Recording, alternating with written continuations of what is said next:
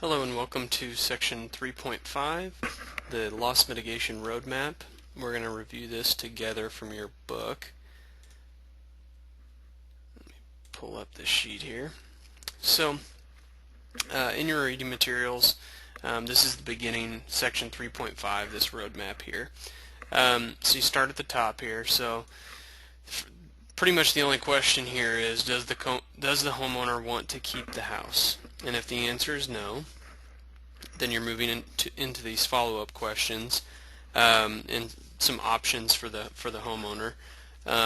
Is it possible for them to sell the house or put it on the market while the lender forbears from foreclosing? Is it possible to rent the house for income to avoid further losses? Can they participate in a short sale or a deed in lieu? And remember some problems that can occur if there are liens on the property. Is it possible for them to just allow the foreclosure to continue to the end?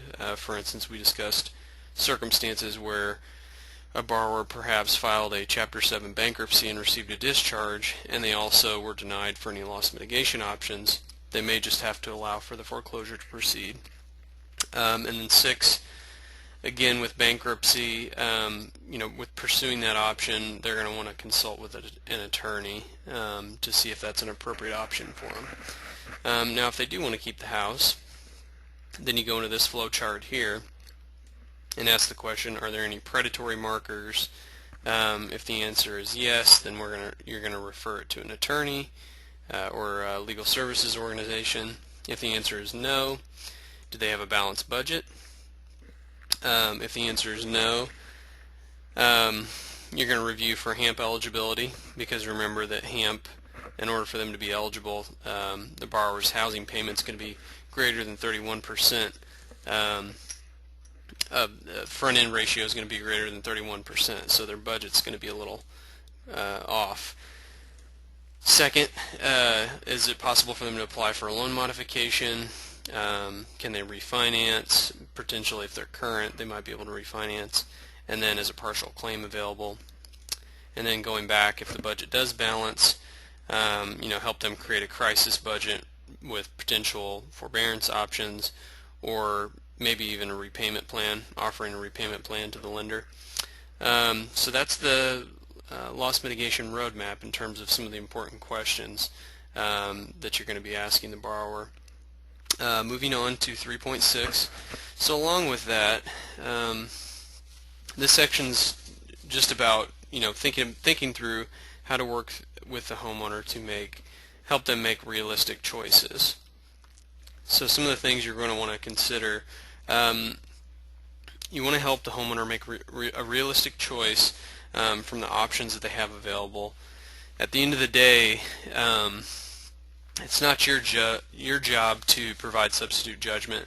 You can simply present them with the pros and cons of different options, and at the end of the day it's up to them to choose how they want to proceed. What it may be appropriate for you to do is point out if their goal is unrealistic, or they have expectations that are incompatible with what you think is possible.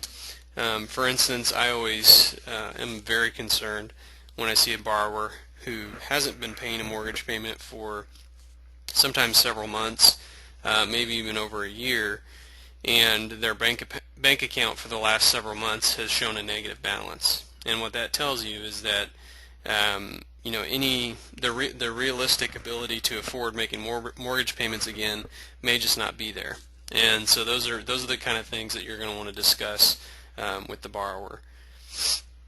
It's also important that the proposed resolution be realistic from their perspective. So you're going to want to ask them, if they are offered a trial modification or something like that, you need to sit down with them and say, hey, is this a payment that you and your family can realistically afford going forward? You don't want a situation to be a Band-Aid. You want it to be a long-term solution, hopefully, for the borrower. And when no proposal is possible, you're going to want to explore other strategies. For instance, they may want to consult with a bankruptcy attorney. The client's going to always want to know what the pros and the cons of each option are that are available. So you need to prepare yourself as much as possible as a counselor to answer their questions. And then, at the end of the day, you want to go back to that initial goal sheet that you fill out with the client, and make sure that whatever avenue you're pursuing is consistent with what the client's wanting to do, whether it's keeping the house or liquidating the house, and how to go about doing that. Next, you're going to want to think about when it's appropriate to withdraw from a case, and a few things that may come up. Your client may propose to make misrepresentations of the mortgage holder.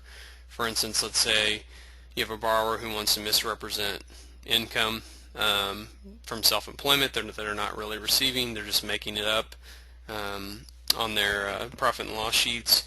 That's something that you should not participate in as a housing counselor, and you need to make that very clear from the get-go. Clients not willing to bring their expectations into line with possible outcomes. For instance, let's say they are 100% positive that they qualify for your state's hardest hit fund, and you know that that is not the case. You want to make sure that you just, if you can't reach an agreement on the path forward, that you make it clear to the client, look, I've explained these options to you, this just isn't going to work, you may want to seek help with another agency, or I'm just going to have to close your file. And then of course you want to document that as much as possible. If you keep electronic case notes or written case notes, if you're going to withdraw from a case, you want it to be as detailed as possible in case that client comes back and complains to your agency or to someone else. So, and that ends sections 3.5 and 3.6, the loss mitigation roadmap, and then working with homeowners to make realistic choices.